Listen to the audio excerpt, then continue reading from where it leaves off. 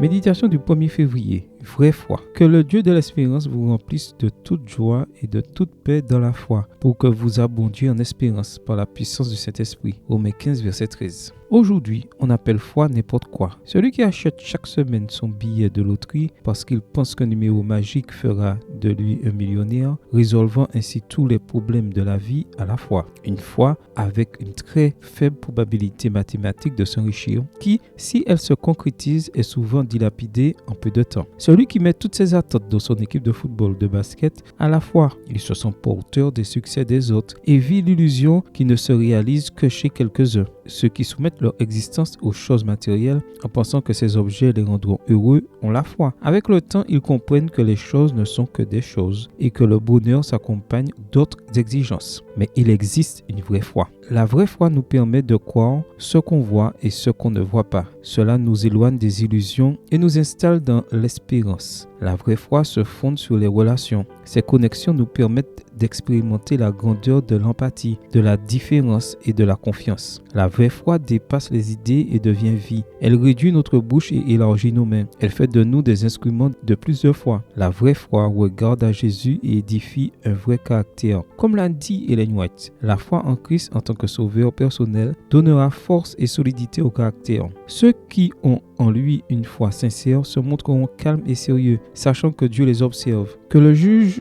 de tous les hommes soupèse leur valeur morale, que les intelligences célestes les regardent pour voir quel caractère ils se construisent. Extrait du livre Conseil aux éducateurs, aux parents et aux étudiants, chapitre 6, page 179. Dans Hébreux 11, nous avons quelques exemples de personnes comme nous qui ont posé le regard sur le Christ et qui étaient des personnes de foi. Cet Abel, fils d'Adam, pourrait être toi-même, Abel le Grand ou Martin. Cet Enoch pourrait être toi, Enoch Léger ou Pelletier. Noé, Abraham, Sarah, Moïse ou Arabe pourraient être toi, Jérémie, Gabriel, Léa, Sébastien ou Mélanie. Ils étaient comme nous, des gens qui avaient foi en Jésus. N'en doute pas un instant, c'est ça la vraie foi. La foi qui te donne force et solidité, qui te rend conscient de la proximité du divin, qui sait que Dieu est Dieu. Je pense que c'est le bon moment pour prier pour cela. Tu m'accompagnes? Amen. Bonne journée à toi et que le Seigneur te bénisse.